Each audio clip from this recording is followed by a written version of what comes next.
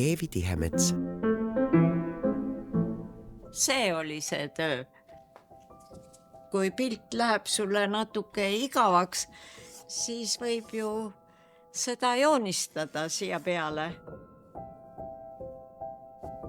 See on laskuv ingel. Taevast laskuv ingel. Keskkooli ajal olin ma juba nagu tuntud niisugune joonistaja.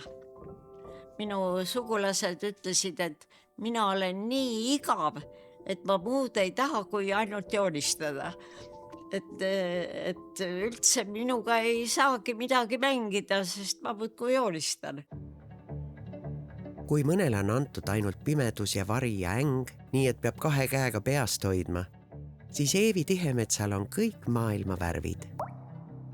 Värvid tõi Tihemets 60-ndatel uudisena ka graafikasse. Võib-olla see on siis geenidega seotud. Lihtsalt ma olen niisugune optimistlik ja rõõmsameelne. Eevi näib kogu aeg heas tujus olevat ja ka modellid tema piltidel naeratavad. Ja nii nagu Tihemetsa päralt on kõik värvid, on lood ka tema tehnikatega. Olgu selleks siis litograafia, pehme lakk, monumentaalsed suurvormid või raamatu illustratsioonid.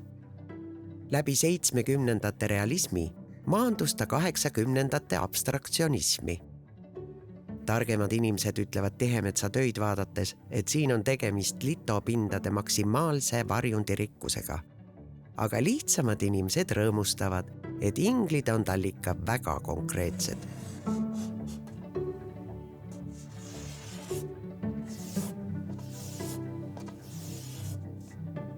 Ma usun, et kunst võib küll muuta maailma optimistlikumaks ja paremaks.